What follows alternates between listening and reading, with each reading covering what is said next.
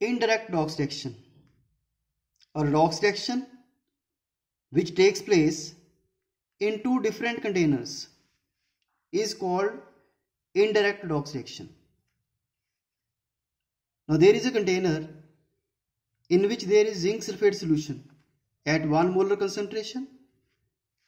In another container there is copper sulfate solution again at 1 molar concentration. Zinc rod is dipped in zinc sulfate solution and copper rod is dipped in copper sulfate solution. These zinc electrode and copper electrodes are joined together with the help of a wire and a bulb over here. These two electrolyte solutions, that is zinc sulfate solution and copper sulfate solution, are joined together with the help of a salt bridge. A salt bridge is made up of U-shaped tube containing potassium chloride or potassium nitrate in agar-agar, a jelly type substance. These are the cotton plugs so that solution should not fall from the tube. Now here I have shown negative sign. It means that zinc might be losing the electron. It is acting as an anode. Another side there is a positive sign towards copper. It means copper must be gaining 2 electrons. Now from the rod Zn plus 2 will come to the solution and it will lose 2 electrons, and these 2 electrons are going through the wire and they are picked up by this Cu plus 2 ion. So like this, there may be many Zn plus 2 ion which are coming to the solution and many Cu plus 2 ion, they are picking up those 2 electrons and are sticking to this electrode. Now what happens in the solution?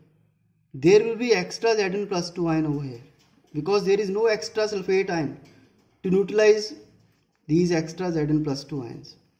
Similarly, another side there will be extra SO4 2 negative ions which will not be neutralized by any other Cu plus 2 ions.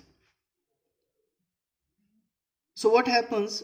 SO4 2 negative ions, they move through the salt bridge and they combine with the extra Zn plus 2 ion over here and making the solution neutral in the two half cells. It means ions are flowing through the salt bridge and electrons are flowing through the external wire.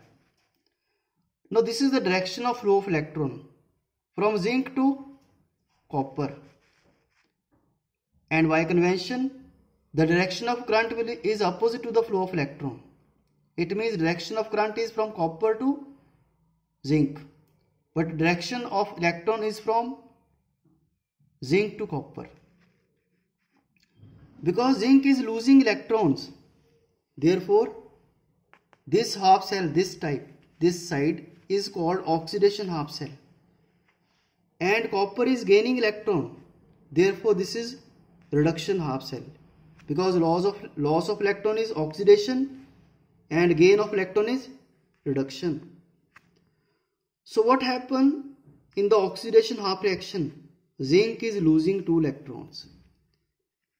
In the reduction half reaction, copper is gaining 2 electrons, changing to Cu. Overall reaction becomes Zn plus Cu plus 2. It gives Zn plus 2 plus Cu.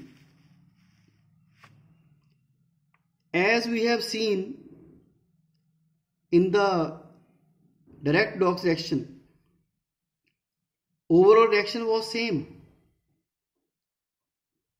but here the reaction is taking place in two different containers. In that case, this reaction was taking place in a single container. Therefore, as this reaction in this cell is taking place in different container, therefore it is called indirect redox reaction. Indirect redox reaction. Now what is the cell potential? How to find the cell potential and cell representation?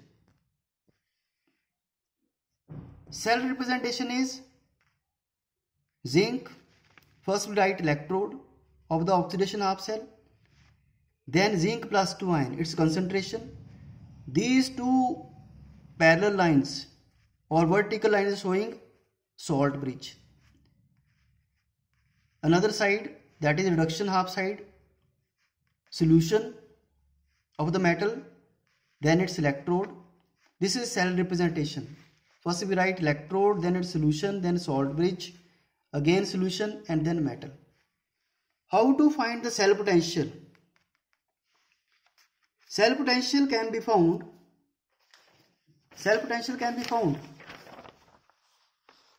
by using a voltmeter over here. So how to find the cell potential?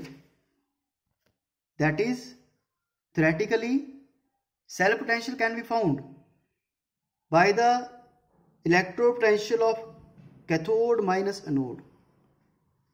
Because cathode is copper, so that's why I am saying electrode potential of cathode minus anode, or cell potential is cathode E minus of anode, or because cathode is always, we are keeping it on right hand side, so E of the cell is E of right hand side minus left hand side. Because at cathode there is reduction takes place, therefore electrode potential where reduction takes place minus electrode potential where oxidation takes place. So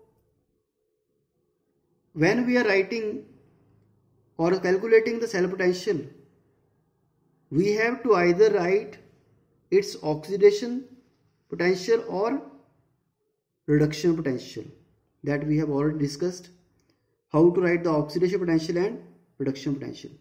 So write electrode potential either in terms of oxidation potential or in terms of reduction potential.